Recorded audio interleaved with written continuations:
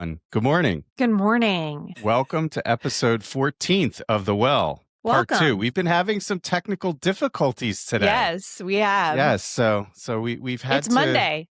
And it's apropos for the topic because we're going to be talking about anxiety, and my tech right now is causing me anxiety because I can't get this podcast recorded. That's right. So, any case, I'm Drew. I'm Kat. Meow. And welcome into The Well. Welcome into The Well. So I kind Happy Monday. Yeah, I kind of let the cat out of the bag, but meow. We're going to be talking about anxiety. Man, I'm just going to let you meow. Just meow. Keep going. Okay. Yeah, exactly. I like it. So you got me confused. You got me thrown off track. Yeah, with all your We're talking meowing. about anxiety today. We are. And me forgetting causes me anxiety. So today we will be talking about anxiety. That's right. We will be. The mental state of it, the physical state of it, the spiritual state of it. Yes. All the states. I like how you just, yes, all the states. Yes. Yes, all the states and how anxiety affects us and what causes us anxiety and why we feel anxious. But before we get into that, make sure you like, subscribe, support the channel. Again, we appreciate all the feedback and all the wonderful people that tune in and listen to us. And comments and when people share their own experiences. Is that a cheers? We have merch. Yeah, we have merch. So if you are interested in some nice mugs, some stickers, some candles, t-shirts, t-shirts. The candles, to say, are pretty good. I mean, not pretty good. They are good. I don't like when you order stuff and it's like, we were talking earlier about how the mugs are pretty awesome. They're large and they're like sturdy. These did not give me anxiety. So and they are printed on both sides. So I was surprised. Every little bit helps support the channel, but the most help is just engagement and following and subscribing. So we appreciate it. Sorry for the shameless plug, but hey, if you can't plug your anyway, pause. I was about to say something but okay, moving on. Anxiety. I just gave myself anxiety. Anxiety. So our first question will be going to Andrew. All right. So tell me about your anxiety as a child. When did that start? You can lay on the couch. You can lay on the couch and tell me about your childhood trauma. I was born under duress. So I was born with the umbilical cord wrapped around my neck. Were you really? I was born with a hip condition. Yes. I was born. I was a blue baby. I was born with a hip disorder that I had to wear a brace from every time. This family loves to make fun of my Philly accent. I had a disorder. These Dems don't. Okay. Anyway, continue. I had a disorder. Yeah. Disfigurement in my hip. Poor baby Drew. Both my parents, I had to wear this brace, and they had to move my legs like a couple hours every day, like in a routine. So the night before I was supposed to get an operation to correct it, it popped into place. It was wild. My parents told me this. Yes. So I was born through anxiety. So yes, I came out of the womb anxious. So that I don't particularly remember those times.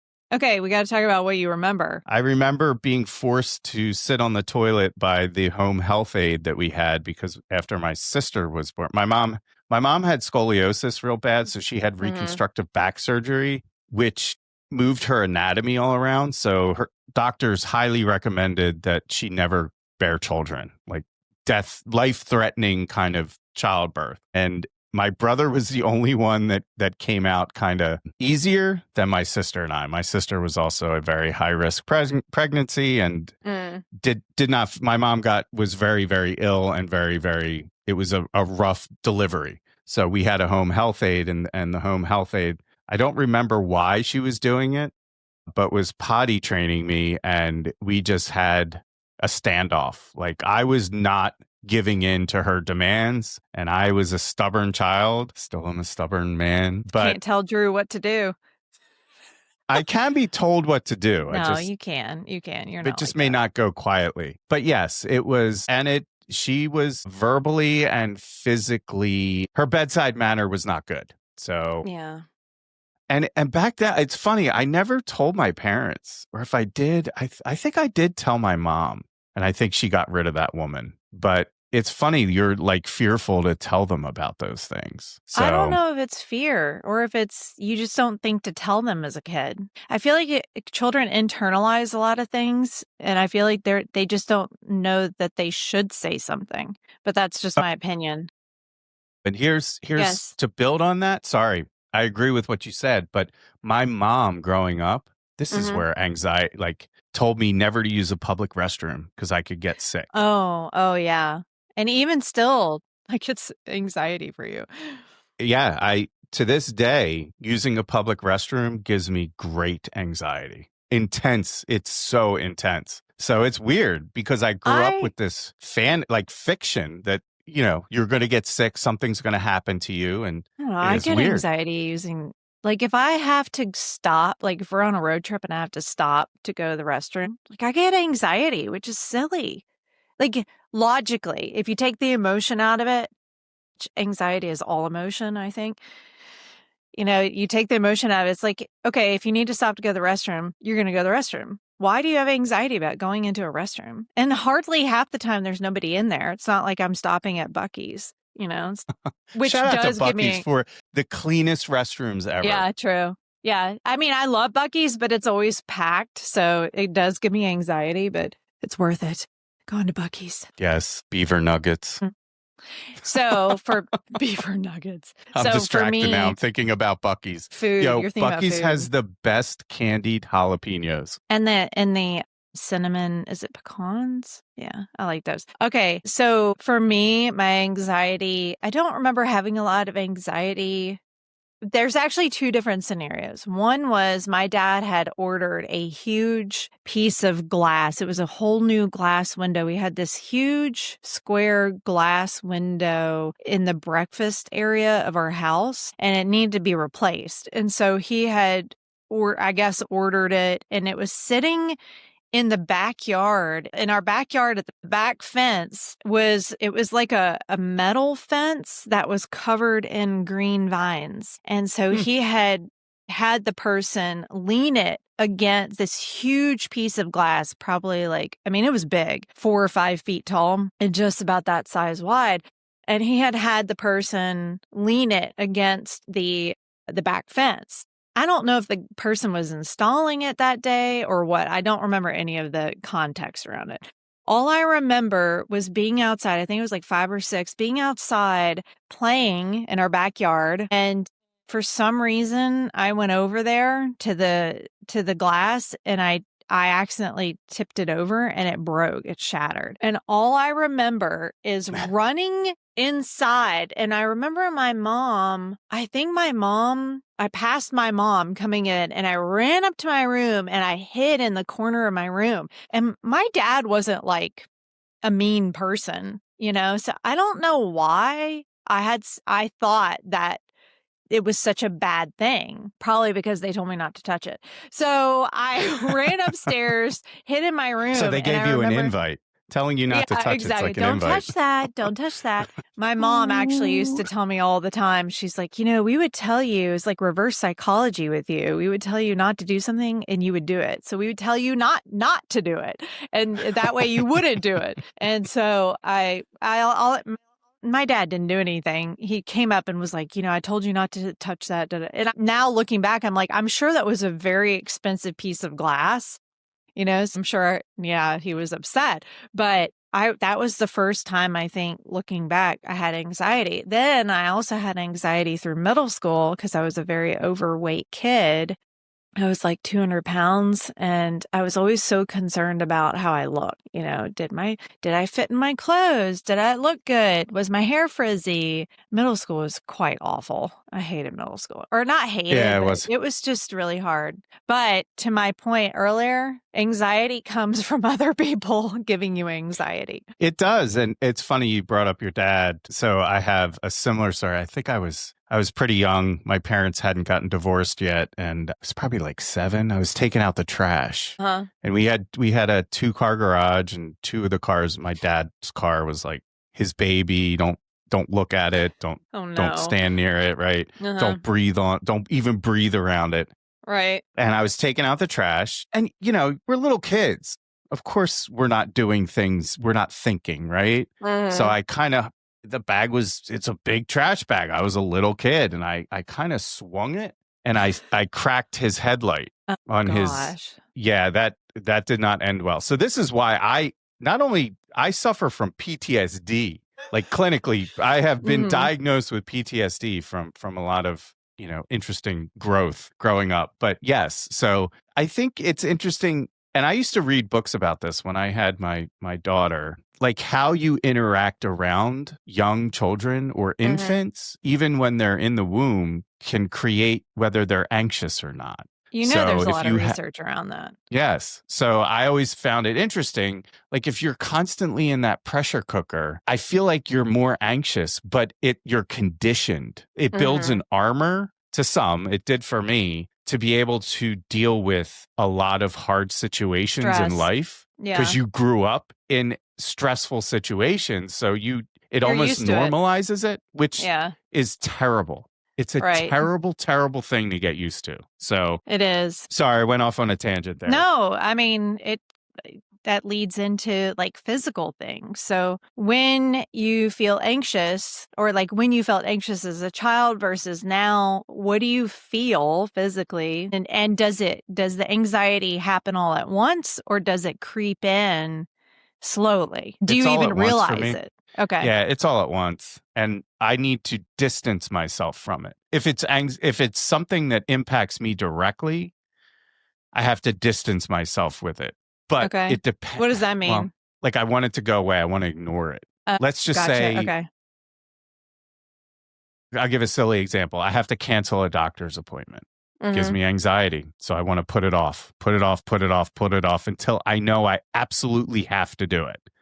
Yeah. Or something bad's going to happen. Or I'm going to get charged a late fee or a no-show fee, blah, blah, blah. But on other hands, things that, like if I feel wronged, like unfairly wronged, like you've seen me kind of, there's no anxiety. It is pure like clarity on how to verbally navigate through a conversation to discount anything that somebody's saying. So it's weird. My brain is like split in half in that way. It is kind of interesting how we are able to lock in when we need to, but yet be like a wilting flower. And other situations, where we're like, oh, we're melting. And then other times we're like hardcore, it's really strange. For me, it always sneaks in, the anxiety. And then I don't realize that it's happening, but I'll start feeling bad or I start feeling nervous. I recognize it as nervousness more than anxiety. And I'm like, why am I feeling so nervous? And I said this story before, but last summer, I kept having all these heart palpitations for like a full week. And I had a really stressful week. It was actually more than a week. Yeah, it was. It just kept leading up, or it kept happening on and off, and then it got worse. And I had been juggling a lot of different things. And I was like, I never go to the hospital. I never go to urgent care unless I really need to. So I started feeling all this and I was like, gosh, it's not going away. And I wasn't doing anything different with my food. And I was like, what is happening? Is there something? I thought for sure there was something physically wrong. So I go to urgent care and the doctor's like, okay, well, do you have a lot of stress going on? And I'm like, why are you asking me about stress? And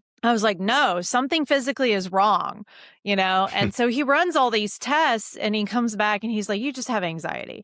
He's like, whatever you're doing right now, you need to like minimize your stress with, things that you're doing. And I'm like, so I get home and I'm like, you're like, oh, what was the diagnosis? And I'm like, anxiety, and I was still in a little bit of disbelief because I'm like, gosh, it can't just be stress, but it is really crazy how it affects you physically. It makes you physically ill. And so the anxiety, I can tell now. I can recognize it even when it's sneaking in slowly. I'm like, okay, I'm feeling a certain way. I'm feeling anxious. I need to like figure out a way to de-stress, which is hard. Yeah. So keeping along the stressful topic is, I'll share my story, but I want to know, I think I know the answer for you. And we talked about this earlier. Is there any sort of rituals that you do to avoid anxiety? So for me, I can't leave my hat on the bed because someone told me that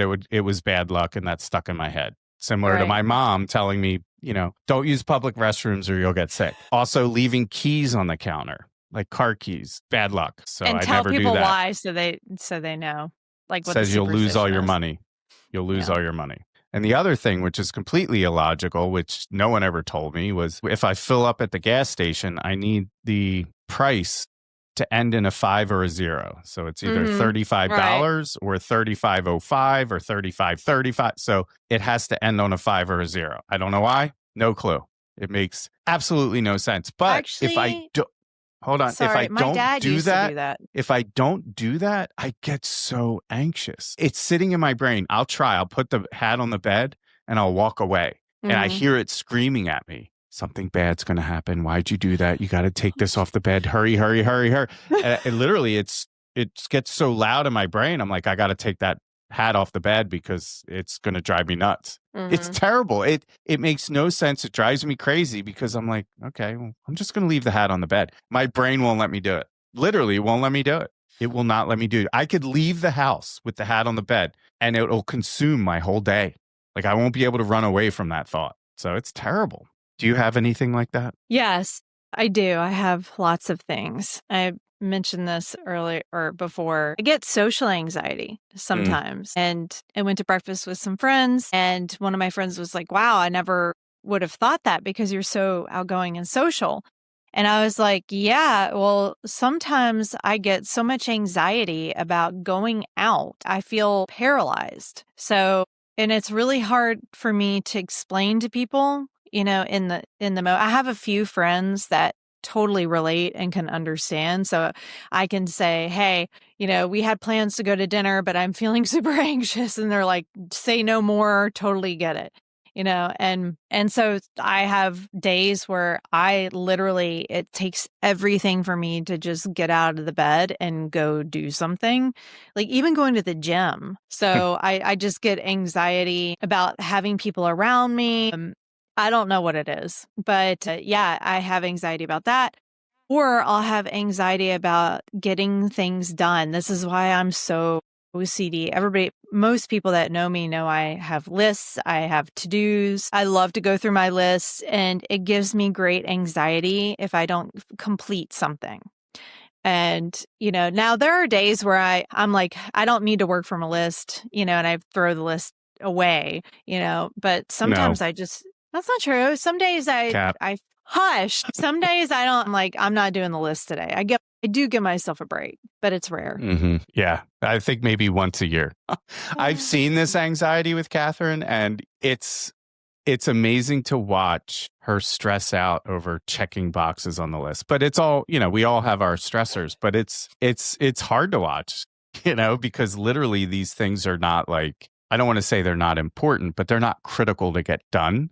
They could push to the next day. It's just you create this sense of urgency to get them done because I do. Everything's critical. It feels good to get things done.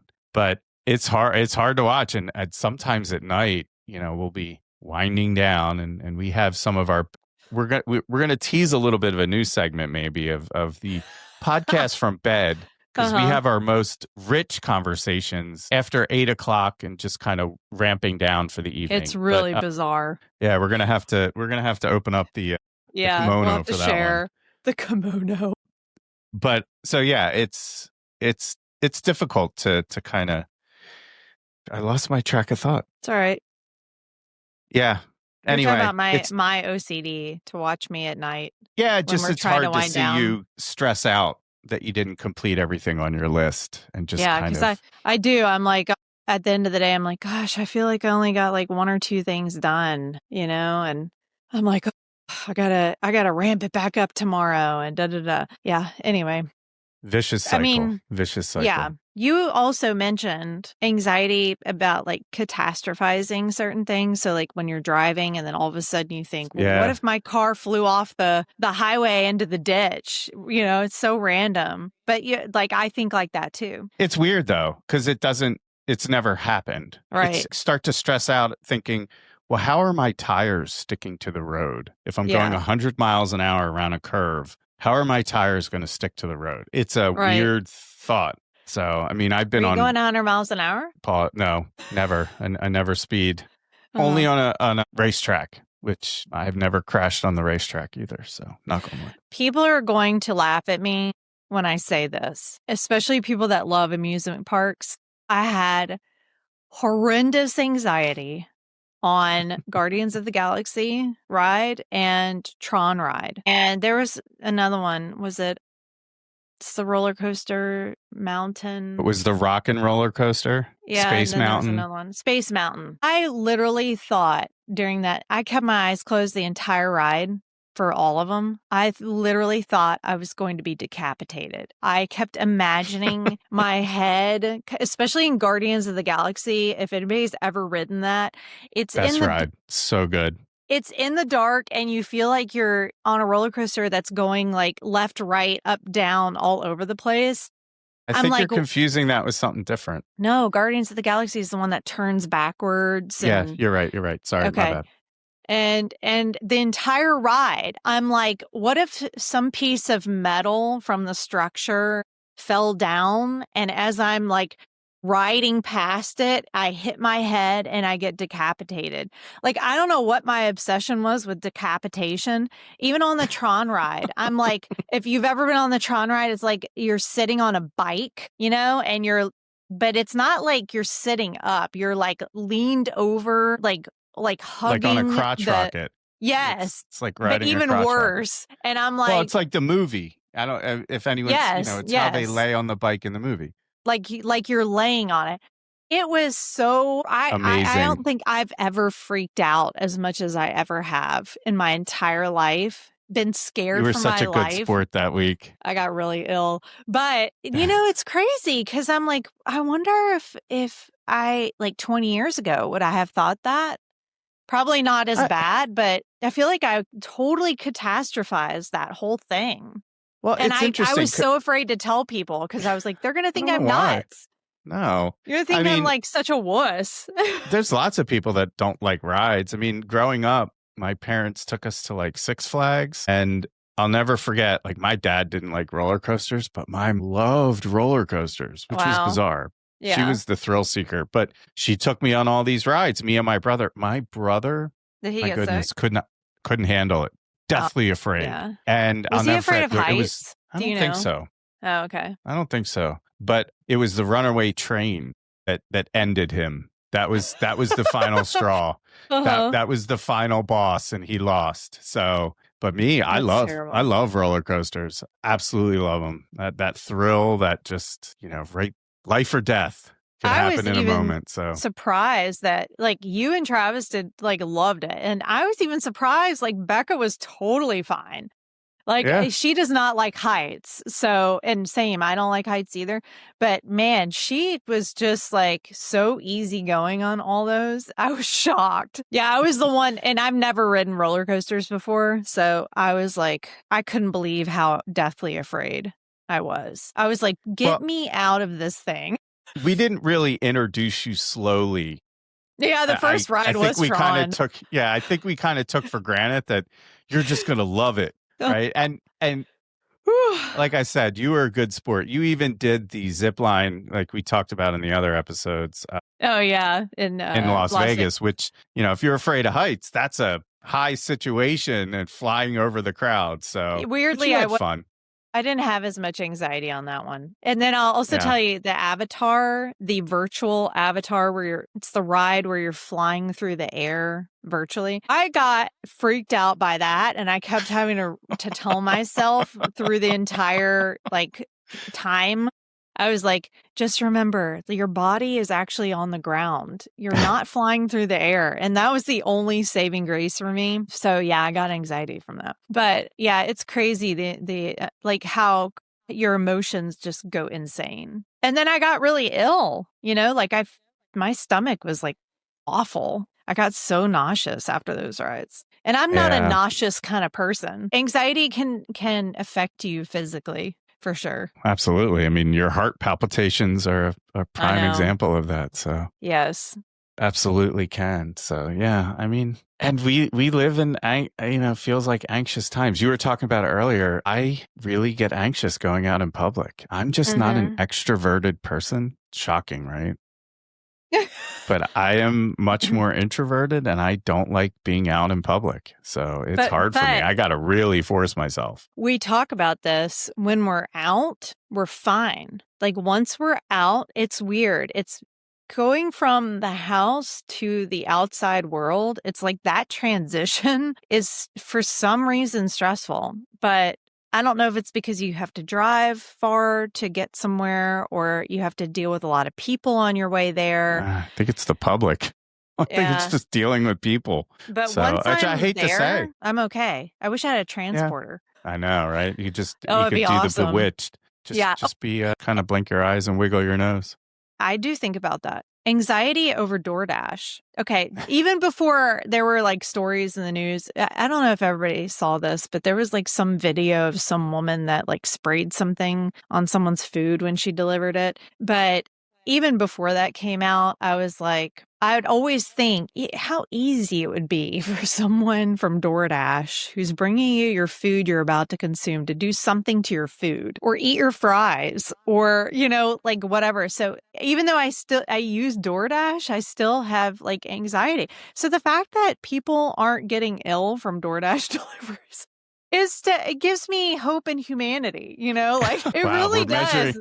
We measure humanity by our door dashers. Shout out to all the dashers, though, that, deliver us all our food and do it in a nice way. Always. Yeah. They're always great. I always try to leave a bigger tip than the usual because I'm sure it's not a fun job sometimes. Well, I don't, I mean, we talked about this. I don't do delivery. So not because I'm worried somebody's going to eat or taint my fuse. No, I'm impatient. No, I know. You like going to get it. I like to go pick it up. Which is crazy because that gives me anxiety. Going to a restaurant to pick up food and going in to the place gives me anxiety. I wonder if other people feel like that. If people get anxiety from like going into a place to pick up food. Or do you prefer delivery or do you prefer pickup?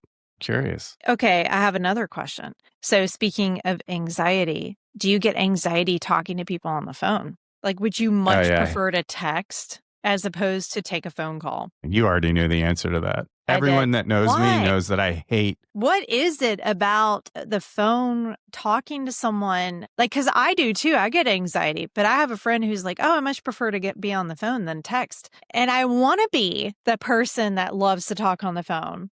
I really desire to be that person, but yet I don't know why I get anxiety. I know why for me. And why? I feel bad. Like, let's just say, growing up was interesting. So every time I had to get on the phone, it was for something bad. I did something or I wasn't doing something. I was getting yelled at or I needed a talking to, right? Wow. Coming from a divorced home, whichever parent you were at, if you had to get on the phone, it was usually due to talking to the other parent because there was a problem. So that's deep rooted. That's a trigger for me. That's why I don't like talking on the phone. It's subconscious, I think. So it does create anxiety for me. I'm trying to get better at it though. Like I will. And listen, my job consists of talking on the phone or did talk on the phone, being on conference calls, talking, which I don't get any anxiety about. It's funny. I'm like, pick up the phone. Let's talk. Yeah. Okay. We're going to talk about a different thing that gives us anxiety. So back in the day when cell phones came out, I got my first cell phone when I was 16 and I loved it. Man, I paid for that thing myself. I saved my money. I could not wait to have a phone. And then as years went on, I don't know when apps came out or like touchscreen. So then touchscreen came out and I was like, ooh, I don't like touchscreen. What if it breaks? I remember thinking that at whatever age I was. And I was like, this feels so weird, touchscreen. Then apps came out and I was like, what are apps? I don't even know what apps are. And I'm a late adopter, which is funny because you're an early adopter. So I actually love that about you. But it took me forever to figure out like what apps were and, what the benefit of apps were. Okay. Now you look around and everybody is on their phone. I mean, even today I went to the gym early this morning and you can tell when people are on their phones in the car, and it gives me instant anxiety because you look over and there's someone in the car and you can see their head, like where their head placement is. You absolutely know that they are looking at their phone and not paying attention, besides the fact that they're swerving on the road or driving 30 miles an hour because they're not paying attention. So, that gives me anxiety. And then social media gives me massive anxiety. I used to really enjoy being on Instagram and Facebook and things like that, because we have business, we have things like I'm promoting my art or I'm sharing my art or whatever. And it used to be fun, and you'd find a lot, like for me, I'd find a lot of inspiration on Instagram, with like what other people are doing. It was really fun. I am just, the amount of anxiety I get, even like considering getting on my phone now, is insane. Like if I could get rid of my phone forever, I would. Like if my kids didn't need to reach me, part of me is like, and I'll bet you someone will post, well, why don't you get a phone that just does like calls or things like that? And I tell you what, I am highly considering that. I'm getting to a point now, and like there's hardly any goodness out there on social media. It has become so incredibly toxic that it gives me anxiety even just getting on and posting anything anymore. Yeah, you're not wrong. I'm not going down that path. I mean, how many would I do? 5 podcasts a week, so I constantly have to consume information. It's a double-edged sword. It really is. So the convenience is great, but yeah, I mean, everyone has an opinion and everyone likes to chime in. And I guess if we're going to exercise our First Amendment right, we have to allow other people to exercise theirs. And, you can't, we were talking about this this morning. You can't argue, debate, have a dialogue with emotion, right? If it's emotionally charged, you really can't move forward or have any sort of debate or dialogue. Mm-hmm. And you know me, I refer to it as, okay, even when we're overwhelmed, it's like, we got to flush the toilet, right? Flush the toilet. Yeah. Let's get a clean bowl of water in there and start, start fresh. Yeah. Like, and I posted this to one of my socials because I just was so amazed, so there was a art gallery out there that had posted an kind of just a post advertising that they would rent space to artists in their gallery for people to show work. Not unusual. A lot of galleries do this. And the comments and usually I don't read through what the comments were, but I was just kind of curious. It was amazing the comments that were posted to something that I thought was so benign. That was was just someone opening a business and wanting to offer space to artists to rent. It was amazing. First off, it was people posting their artwork on the post when the post said to contact them via email if they were interested. So first off, no one's reading the directions. And then secondly, there was a photo of the art gallery, like the inside of it. And I was just amazed at how many comments there were about how people didn't like the type of flooring in the gallery. Like it was just, I don't know. I just thought it was so crazy. I was like, wow, that we have just such a squirrel mindset anymore. People are so distracted. And then there were other comments that were like, how dare you charge, and I was like, wow, really? Like, people have to make a living, now are they overcharging? I have no idea. I didn't get that into it, but I just thought, wow, like people get mad that you're even offering a service and that you're charging for it. It's like getting mad is. Go ahead. No, go. I was going to say that this conversation, we might get some comments, right? Like somebody might be offended that we're talking about being offended. Yeah. I just was like, wow, someone's out there trying to, just put something good out, not political, not, and just attacked. And that gives me anxiety. It makes me very fearful, and I don't know if other people feel like that, but it starts with anxiety and then it turns into fear for me. And I have to really figure out how to cope, how to manage myself, my emotions, because I get fearful, because then it's like, well, if I post a jacket that I made, am I going to get people commenting all this stuff, right? And people weren't like super nasty on the comments, but I just was like, wow, why are we so distracted, And I see it all the time in Facebook groups that I'm part of. If someone will ask a question, it's a simple question like, oh, when are the holidays for the schools, and my goodness, like, it's like, you better not have even asked that. It's so wild. It's just, it makes no sense. People are like, well, they'll go into like, well, they should have more holidays. And why do they have a holiday on this day? And I'm just like, what is happening? The world is a madhouse, like Or it's just good marketing. Yeah. And then I get anxiety about that, because I'm like, okay, all these like fake things that people are putting out there, or even comments that are not even from real people, so it just is this complex layer over layer on top of layer of human interaction that causes all this anger and anxiety and fear. And that's why I'm like, I need to get rid of my phone. And I hate to be like that, because that's not really a coping mechanism. Maybe it is. But I think too, it's subjective, but I feel like good content, positive content, and not like overly barrenly like butterflies and rainbows all the time, but real life, but also how you not only just survive, but kind of thrive through it is helpful. You mentioned it the other day that somebody drew some inspiration from something you said. So you never really know how your words will impact people. For all the people that may have been offended, there might have been just as many that were inspired.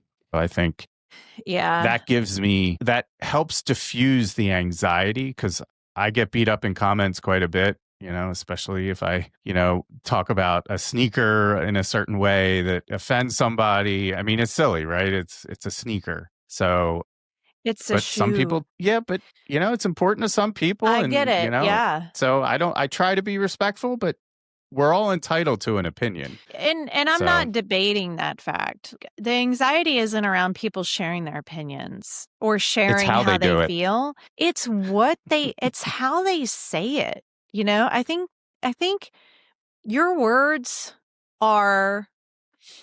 it says this in the Bible. It can give life or it can take life.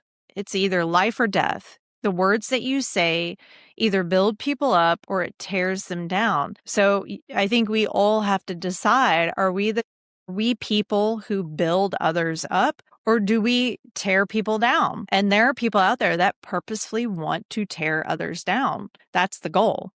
And then there are other people that may not realize that they're tearing other people down. But I think it's about respect. I have just seen some nasty comments out there that are just really uncalled for. You can state your opinion without attacking someone so horribly for people that you don't even know. It's just so all of this, and I'm sure a lot of people would agree, state of affairs now where people are so hateful to each other gives me anxiety. I'm like, wow, we are trending in a direction that is going to tear all of us apart, and I hate to get into, the state of affairs, but it's weighing heavily on my mind and my heart. I know it's weighing heavily on everybody else's heart. So, how do you bear the burden of this every day? So I think you have to make it smaller. So if we take it inside the home, right? If you can't work together everybody is in relationship at some point in their life. It doesn't have to be sexual, or a relationship could just be friendship. It could be acquaintances. So if in your home, you are always at odds with the people in your home, I feel like you have a tendency to carry that out into the world. If you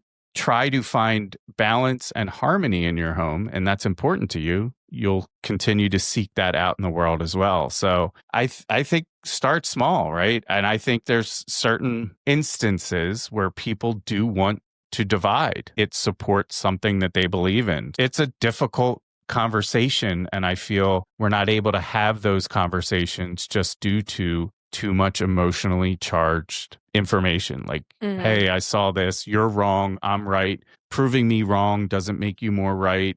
Or, we're both wrong. No one should be doing this, right? It's both wrong on both sides. So what are we going to do to unify and look forward to reconstructing something out of this? And I think a lot of people are just worn down, and it's hard. That takes a lot of work. In our relationship, it's a lot of work. Yeah. It doesn't mean it's bad, but we work hard. And I'll say that we have patterns in our relationship in the morning. It's funny because we start our day, and granted, we have the luxury to do this now. I wouldn't consider it a luxury. It's kind of a problem, but we're in a situation where we have the ability to wake up and start our day together, right? Right. We talk. We kind of run through kind of the agenda of the day. Do you need anything? Do you need anything? Is there anything that needs to get done that's critical? And then we go about our day. And it's funny, we could be in the same house and not see each other for a couple hours, right? You'll be in your office, I'll be in mine, and just working. But at the end of the day, we come back together, right? And we have our time where we basically talk, for a while. I don't want to sound businessy, but we have our debrief where we kind of retrospect on the day. We talk about things that are on our mind and create more anxiety before bed. So it's great. Yeah, it is funny. Actually, I did hear someone say this earlier today. I was listening to something and they said that like, for example, I know people that start their day off in prayer, or they read, or they meditate, or they do yoga or whatever. But then as the day goes on and you deal more with the world, the anxiety builds, and then by the afternoon, you're like, okay, I need something to help me with my anxiety because, by mid-afternoon, I'm starting to feel very anxious. And that actually does happen to me. So it's funny if you can start. And I wish I was better. And we're kind of moving into coping strategies. Like, how do you cope with anxiety? I try. Some days I'm better at this than others. I wish I was more consistent. It's very difficult for me. Like, I'll read a devotional in the morning and I'll just have some quiet time, or like you and I will read together, or we'll, have a conversation, or we'll have coffee together, or, you've got that kind of quiet time, whatever that means. And then before you go out into the world. And it's hard because some days you're better at it than others.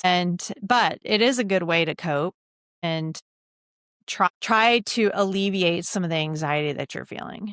And I have found too that the more I isolate myself when I'm feeling anxious, the worse it gets. And you and I are always saying, why don't you talk about it? You're always like, why don't you just tell me, when you're feeling like that? And I'm like, oh, I don't want to burden you. But it really does help to talk to somebody about it. Yeah. And sometimes it's hard to just listen, right? Sometimes you don't feel like it. But sometimes it's the right thing to do. And because you don't ever want, like you said, you feel like a burden, but I'm like, I can't support that. So by me rolling my eyes or huffing and puffing after you're like, hey, can we talk? Oh, is that how you feel, really? Well, because you're just a fountain of... No, I'm just kidding. No, I don't feel that way. Of course not. Many a truth spoken in jest. I do not feel that way one bit. I love when you talk to me. So yes, I don't I don't shoo you away. I don't push you away. No, you don't. You're really good. So I jest about it because sometimes you need a little levity in a heavy conversation, right? So, which you're really good at. You're always good at making me laugh when I'm feeling like down. Sometimes you got to laugh through the sadness. Need some comedy. Tough. Yeah. Random. Sorry. We watched this movie the other night, Brewster's Millions. Gosh, and that's how desperate we are for TV.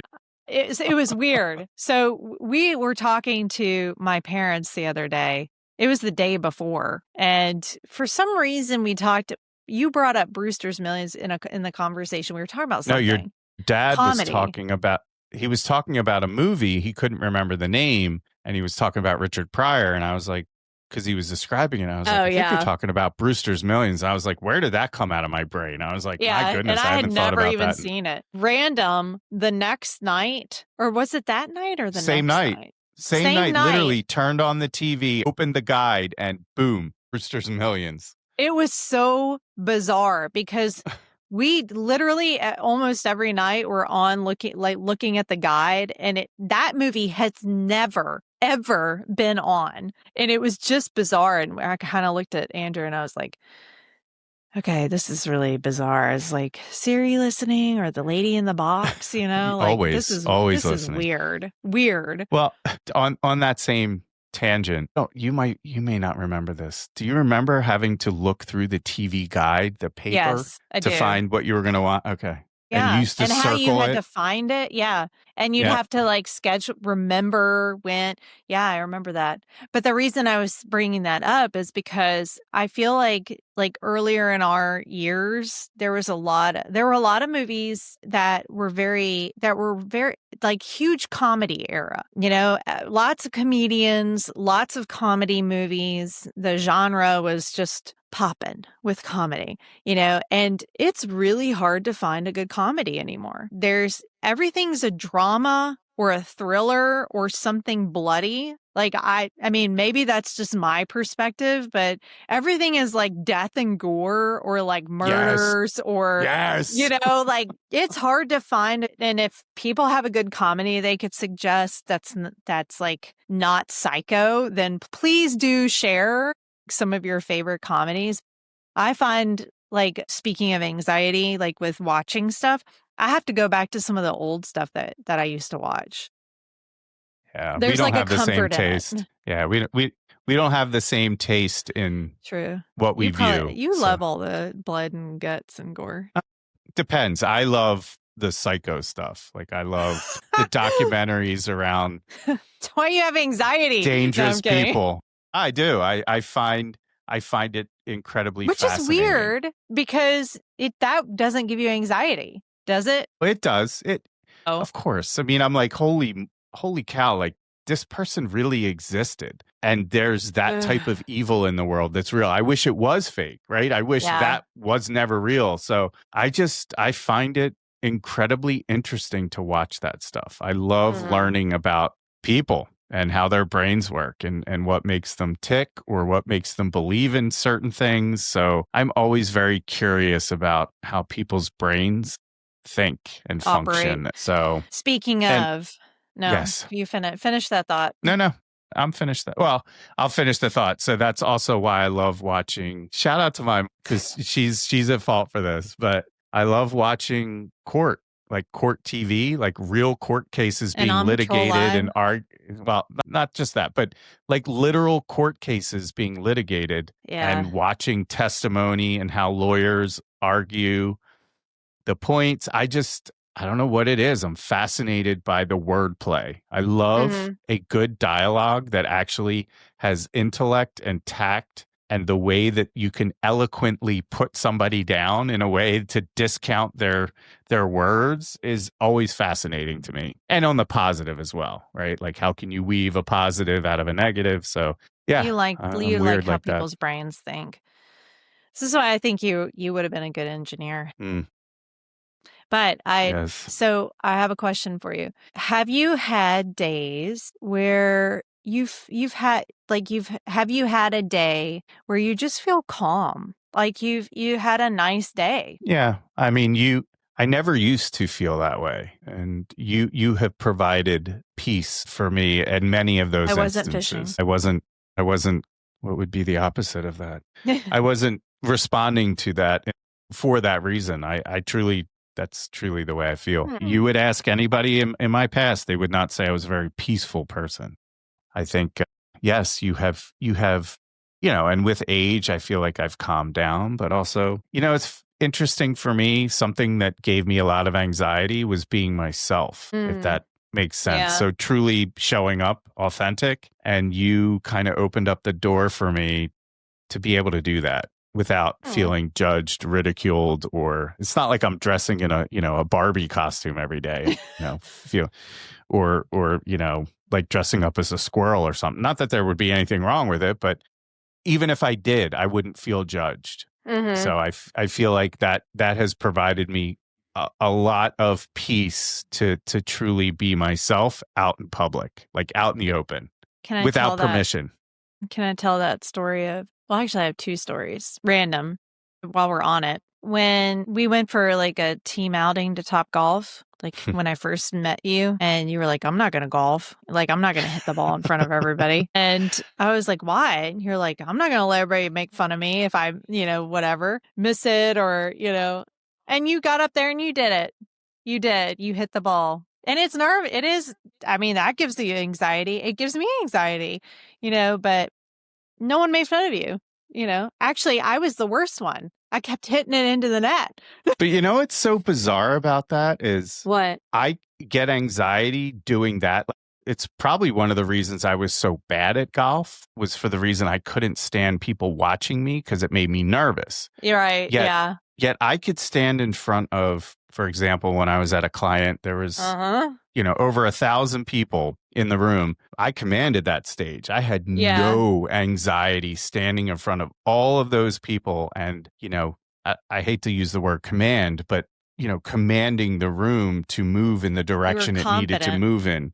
So it's weird, right? It's just a bizarre thing. So I don't know why it's that way. Do you think that there's a correlation between anxiety and confidence? Oh, yeah, I do. I have confidence in myself in certain things and not in others. So, yeah, I think, that's, I never really thought about it that way. That's a good point. It is interesting. Wow. Yeah. I would love to hear if other people feel that there's a correlation between confidence and anxiety. Yeah. So I wanted to kind of talk about coping mechanisms. Like when you're feeling anxious, my gosh, there's like a wide variety of coping mechanisms. I mean, people smoke pot, they drink, they, go out to the club and dance, they work out, they, there's so many, they eat. I have noticed that I've been much more of an eater. When I used to get stressed or anxious, I never ate. I did the opposite. I didn't eat. Now that I'm older, it's weird. I feel like I eat more. Like I snack. Because you want to feel something good. Yeah. And food brings joy. No, believe me, I know. As I am, packing on the pounds myself. But I just can't seem to stop myself. I don't know. I don't have any real good coping mechanisms for anxiety. You just I really don't. Yeah, I feel like I've tried a bunch of things. Was a fitness junkie for over 10 years and super strict. That just got my body destroyed, which causes me anxiety now and pain. Well, thanks. There are no coping mechanisms. No, I'm kidding. There are. I mean, when I'm feeling super anxious or stressed out, I look for things that will comfort me. So whether it's you putting on the TV, listening to music, it's probably why I'm constantly listening to music because it helps. Right. It helps filter the anxiety or diffuse it. It doesn't go away, but it diffuses it not to be as intense. So for me, music gives me a lot of that calm or copeability. So that's one of the ways. Or a couple ways for me. Or, okay, here you go. So I had my clothes cause me anxiety. Much like shoes, I have too many clothes, right? Let's just say t-shirts and hoodies, my 2 favorite things. Yeah, as you see the anxiety on Kathryn's face. So I'm like, okay, I'm tired of we don't have a big house. We have a very small closet. It's asinine how small this closet is for both of us. It's unbelievable. Whoever built this house, shame on you. Primary bedroom, yeah. Yes. So I can't fit all my clothes in the closet. And Kathryn, because we share a closet and I just have too many. But in any case, I thought, all right, we have I guess you would consider it a linen closet in the bathroom that is now kind of the shirt closet, fall over for shirts and hoodies. So before they were just all stacked up and it was a very difficult system. So I thought, all right, I'm going to put all my shirts, my t-shirts and hoodies in bags, right? These plastic bags, they'll stack nice. They'll stay fresh. They'll be perfect. And some of my stuff, like I like to resell some of this stuff. I know it's weird. People resell t-shirts. Yes. Especially some of the older vintage streetwear pieces. But so I put it all there, stack it in. And what happens? I open the closet door. It all slides out. So I'm like, okay, well, let me go to the Container Store, which I never go to.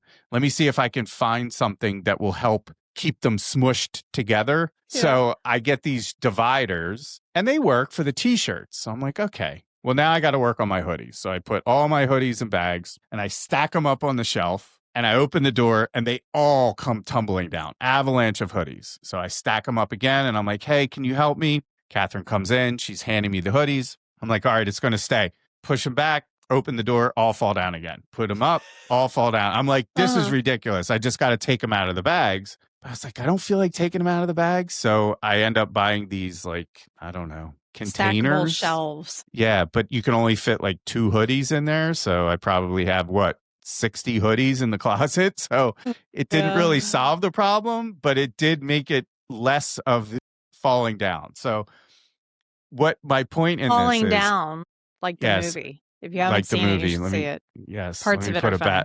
bat in my car. Why am I telling you this? I'm telling you this because when I get anxious, folding clothing is a de-stressor for me. Yeah. So literally, I will fold things that are already folded. And I even went as far as buying one of those. She did this the other day. Those stupid plastic fold things, you flip them over and flip it up. Like at the retail store. And I'm like, I'm causing myself more stress because it's supposed to be perfect now using this apparatus. Before, if it was just me, I could get away with the slight imperfection. But this thing's so now I'm anxious because every time I use this plastic folder, it's still not perfect. And I'm like, ugh, it's supposed to be perfect. So now I've created additional anxiousness from something self-made, stupid, and absolutely asinine. So yeah. I have to add to your story. So I didn't know your shirts and hoodies, just for the audience's context. I didn't know that they kept falling out of the closet, like off the shelves. And then one night I went I was getting ready to shower or take a bath. I can't remember. And you were like, hey, I got to show you something. I need some help. Or you said something like, I got to figure something out. And you opened the door and you didn't mean for it to happen, but it actually happened in the moment. But you opened the door and all the stuff fell out. It was like this avalanche. And I was like, wow. What? And you were like, that actually wasn't supposed to happen because I just actually put all this stuff up earlier. But yeah, it was funny. And then we filled the bathtub with all the hoodies. Yeah, we just threw everything in the tub until you got your shelves. That was funny. But talking about coping mechanisms. So it's funny that you fold clothes because now actually that makes sense to me because when I see you fold clothes, it's usually when you're like trying to control your emotions or like you're thinking about something. So that's funny. I didn't really realize that. I like to vacuum or clean when I have anxiety. Sometimes I listen to music, but not very often. I like to watch a show. It's weird. I'll be doing sometimes I'll do something upstairs, like if I'm working on something, and I like to have my phone, like Netflix on. It's a distraction for my brain. So similar to you with never music. Do that. Yeah. I could literally turn the TV on in this room and like work on stuff and it's like background noise for me. Reading sometimes helps. And then I have my favorite chair in the living room and I like to sit there with a blanket and not move for like hours.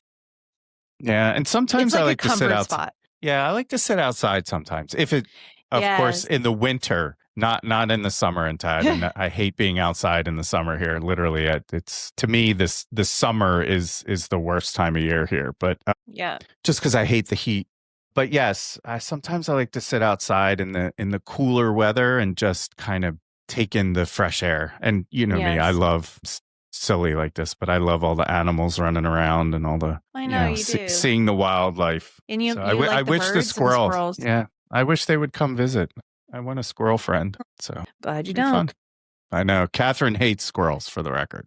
I don't. I only like to be around them. They freak me out because I feel like they're. Ever since I watched Christmas Vacation and it attacks the face, like jumps on the face. I'm like, that could be me. That would be me. That would be just my luck is that I get attacked by a squirrel because they're so quick in their movements, you know? And I know, it's awesome. Freaks me out. I want to be a squirrel. They're so I like them from afar. So agile. I have another question. Yes, which we dear. could end on if you want. What's something you're more compassionate about now because of anxiety? Now that you're older and you've experienced anxiety in life and stress, what do you feel like? Has anxiety and stress made you compassionate in any way? Yeah, I think I have a different understanding of being empathetic because I may not agree with what's causing you anxiety. That's not the point. Anxiety is Mhm. anxiety. So I have a lot Good point. more, I guess, compassion and empathy for people that are struggling with whatever they're struggling with that's causing them anxiety. And I feel like I communicate differently as well. I used to be the cause of anxiety. So I used to cause a lot of anxiety for people, and I Mhm. probably still do, but I really try not to create, let's just say in my younger years, I was a lot more aggressive verbally at work, at home. Like I was opinionated. I was, a lot more selfish, self-centered. It wasn't necessarily ego. It just was aggression and anger. Just, I Mhm. had a lot of growth that I needed to go through. So I feel like that has softened quite a bit, and I can hear now. And I can Yeah. actually Yep. listen, and I can actually understand and put myself in that position before I speak. And Mhm. I can I want to feel what someone else is experiencing so I can be more compassionate, empathetic, and just listen. If that's all they need, then I don't have to say anything. Sometimes just being a good listener is enough. Yeah, it's like that old adage, walk a mile in my shoes or walk a mile in someone's shoes. And, it's real easy to sit on the sideline and make a judgment or have an opinion about something you've never experienced. But when you experience it, it does make you more empathetic because you're like, oh gosh, like I do that a lot when I experience similar things my parents went through. I saw this thing in a store. It was like, I guess it was for like Mother's Day. It was like, "Mom, you were right," and it's so crazy how it takes us so long to get to a point where we can be empathetic. Like, for example, with your parents or what they used to experience, and you see things in a different way. Hmm. It really is revelational, to experience something, go through something, and you're like, wow, I get it now. And it does humble you. Like for me, it makes me feel more humble because I'm like, who am I to sit there and say to give my opinion on something and I have no clue. I don't know what that person's going through or what their anxiety is about. But when you go through anxiety and stress, I feel like that's such a universal thing that you can become more empathetic towards other people that are experiencing the same emotions. And it is a blocker. Anxiety becomes a blocker in your brain. Yeah. Kind Yep. of you know, I equate it to like playing football, right? You got to break through that line if you're running the Yeah. ball, you got to break through that line. And sometimes anxiety is the defensive line, and it's tough to break through if they're overpowering you, right? So Yeah. Yep. doesn't mean you stop. It just means you got to run another play and try and go those 10 yards. That's all you need is Mhm. just 10 yards. You don't need to go to the end zone right away. Just get that first down. So I kind Yeah. of try and make my anxiety more bite-sized. Very Mhm. difficult. I fail more than I succeed, but when I do succeed, it gives me the momentum to want to keep doing it. So Right. I feel like God gives me a little bit of juice in the cup when I need it to Yes. ensure that he's still there and still listening. So Uh-huh. I think that, we can touch on this on another podcast, but I think anxiety also creates a bit of distance from faith. So, or Yeah. it can. So I think that would be an It interesting definitely topic to does. talk about. Oh, I But agree. I agree. so I think this was an interesting conversation. Sorry about the technical hiccup, although you probably never hear it because we'll delete that episode. But Mhm. I feel like it was our warm up, and I'd be very curious in the comments, as Kathryn has alluded to as well, as how do you cope and deal with anxiety, and have you had any successes or any tips or tricks that you want to share? We'd love to hear. Or what makes you anxious? I'd love to Yeah, hear what people are anxious about absolutely. nowadays. We can have an anxious circle, a Support anxious group. support group. I don't. We can all be The anxious well. together. Yeah, right.